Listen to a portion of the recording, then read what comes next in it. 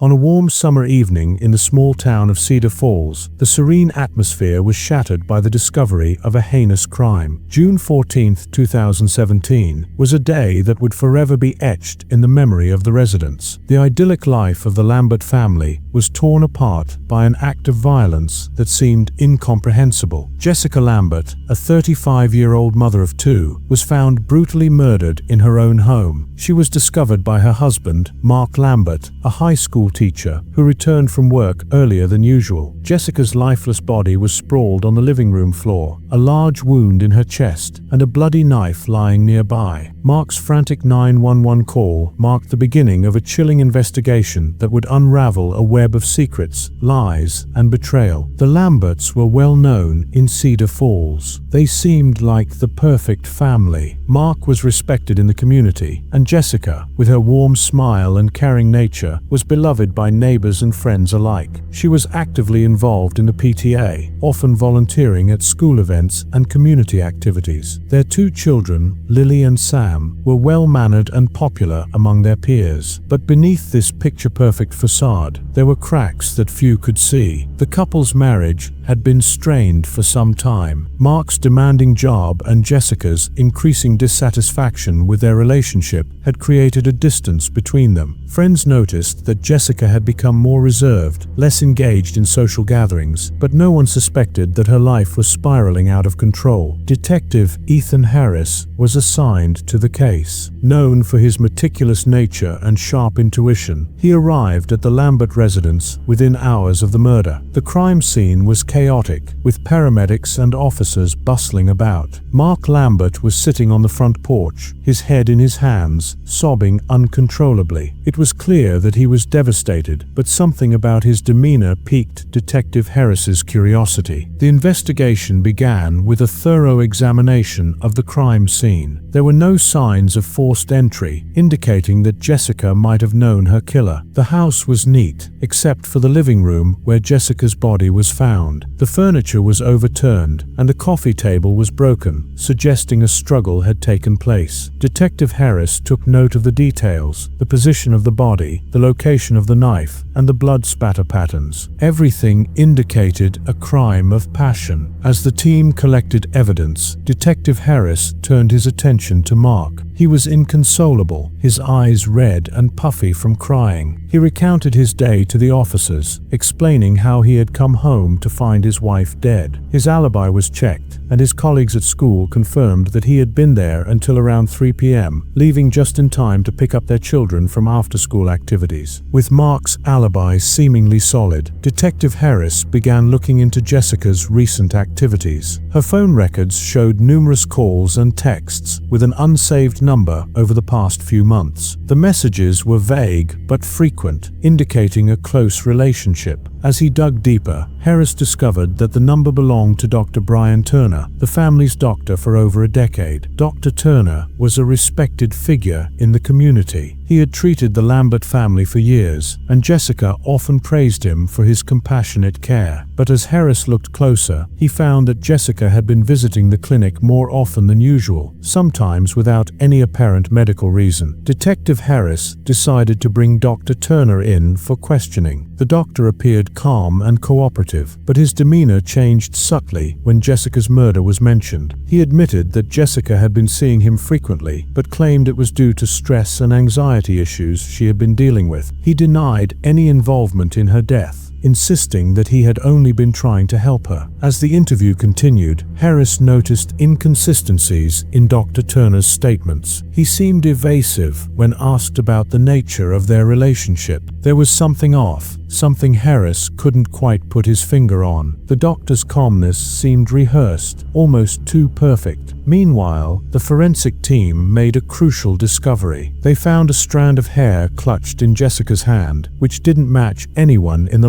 Lambert family. It was a small but significant clue that hinted at a struggle between Jessica and her killer. Detective Harris knew he was onto something, but he needed more evidence to confirm his suspicions. He decided to dig deeper into Dr. Turner's background. What he found would turn the investigation on its head and lead to a shocking revelation that no one in Cedar Falls could have imagined. Detective Harris felt an unsettling sense of urgency as he delved deeper into Dr. Brian Turner's life. The family doctor, always perceived as a caring, professional figure in the community, now stood at the center of a dark mystery. The evidence was still thin, but Harris's instincts told him that Dr. Turner knew more than he was letting on. Harris requested a search warrant for Dr. Turner's office and home, hoping to find anything that could tie him more directly to Jessica. As the team combed through his personal and professional spaces, they found something that sent chills down Harris's spine. In the drawer of Dr. Turner's home office desk, they discovered a small, hidden compartment. Inside were printed photographs of Jessica, taken without her knowledge. They showed her at various places around town, at the grocery store, dropping her kids off at school, and even in her own backyard. It was clear now that this was more than just a casual affair. Dr. Turner had been stalking Jessica, obsessing over her. Harris knew that this obsession could easily have spiraled into something more dangerous, but he needed a direct link, something that would place Dr. Turner at the crime scene. The forensic team continued to analyze the hair strand found in Jessica's hand. The DNA results came back, and it was a match to Dr. Turner. This crucial piece of evidence placed him at the scene, contradicting his claim of not having seen Jessica for days before her death. It was a turning point in the case, but Harris knew it wasn't enough on its own. He needed to understand what had led to the tragic events of that day. The investigation turned up more disturbing details. Jessica's best friend, Lisa, came forward with information that Jessica had confided in her about Dr. Turner's behavior. Jessica had admitted to having an affair with him, which started about a year ago. Initially, it was a passionate escape from the loneliness she felt in her marriage.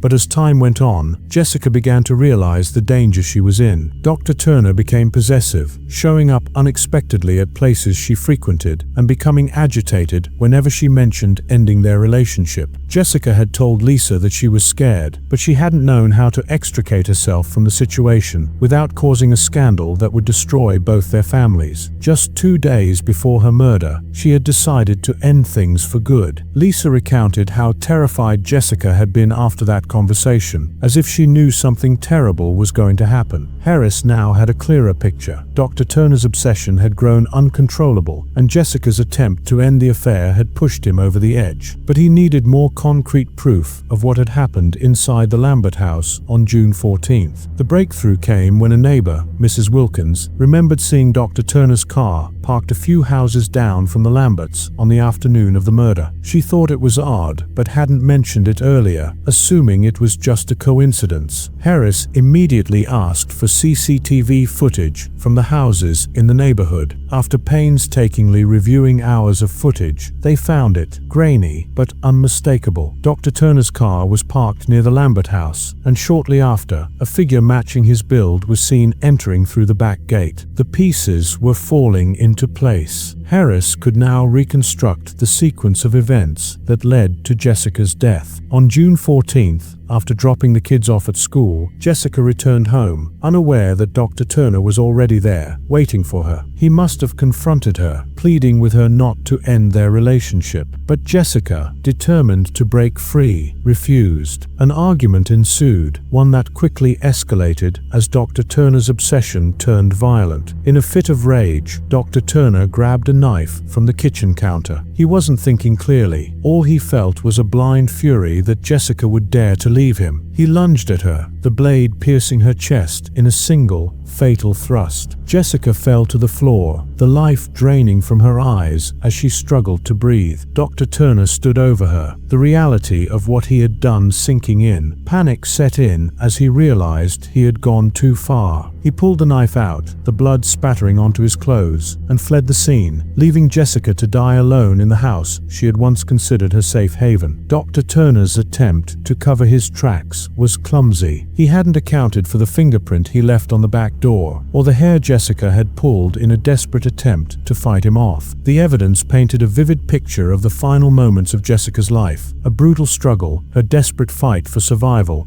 and the merciless act that ended it. With the CCTV footage, the DNA evidence, and the photographs from Dr. Turner's home, Harris had enough to arrest him. On June 20, 2017, Dr. Brian Turner was taken into custody. His once calm demeanor was gone, replaced by a look of terror as the reality of his situation dawned on him. As Harris watched him being led away in handcuffs, he couldn't shake the feeling of profound sadness. Jessica Lambert had been a victim of a deadly obsession, caught in a situation that had spiraled out of control. What should have been a simple affair had turned into a deadly game that ended with her losing her life. Dr. Brian Turner sat in the defendant's chair, his once respected image shattered. The courtroom was packed, a somber silence filling the air as the prosecutor laid out the gruesome details of the murder. Detective Harris's investigation had uncovered everything: the obsessive affair, the violent confrontation, and the desperate attempt to cover up the crime. The evidence against Dr. Turner was overwhelming. The prosecutor described how, on June 14, 2017, Dr. Turner had confronted Jessica Lambert in her own home. He had entered through the back gate, using his familiarity with the house to surprise her. Jessica, startled by his presence, tried to calm him down, but Dr. Turner was beyond reason. He begged her to continue their affair, but Jessica, resolute, told him it was over. Dr. Turner's emotions spiraled out of control. He grabbed a kitchen knife in a blind fury, threatening Jessica, trying to intimidate her into submission. But Jessica didn't back down. She told him she would go to the police, that she would tell her husband and everyone about his obsessive behavior if he didn't leave her alone. Her words pushed him over the edge. In a moment of madness, he lunged at her, plunging the knife into her chest. Jessica stumbled backward, clutching at the wound, her eyes wide with shock and pain. She tried to scream, but only a gasp escaped her lips. She fell to the floor, blood spreading across her white blouse, her life ebbing away. Dr. Turner, realizing what he had done, was paralyzed with shock. He watched as Jessica struggled to breathe, her hand reaching out in a futile attempt to defend herself. She grabbed his arm, and in her final moments, her fingers tangled in his hair, pulling out a strand that would later become a crucial piece of evidence. As Jessica's body went limp, Dr. Turner's panic set in. He pulled the knife out, the blade slick with her blood, and fled the scene, leaving the house in disarray. His only thought was to escape, to get as far away as possible from the horror he had created. He didn't notice the trail of blood he left on the back door handle, or the hair strand Jessica had ripped from his head. The prosecutor presented this narrative with chilling clarity, supported by the evidence collected by Detective Harris and his team. The jury was shown the CCTV footage of Dr. Turner's car parked near the Lambert house and the strand of hair found in Jessica's hand. They heard the testimony from Jessica's best friend, Lisa, who recounted Jessica's fear and desperation in the days leading up to her death. The defense tried to argue that the murder was not premeditated, that it was a crime of passion, a tragic result of an affair gone wrong. They portrayed Dr. Turner as a man overwhelmed by his emotions, unable to control his actions in a moment of intense pressure. But the prosecution countered this, emphasizing the obsessive nature of his relationship with Jessica, the stalking, the hidden photos,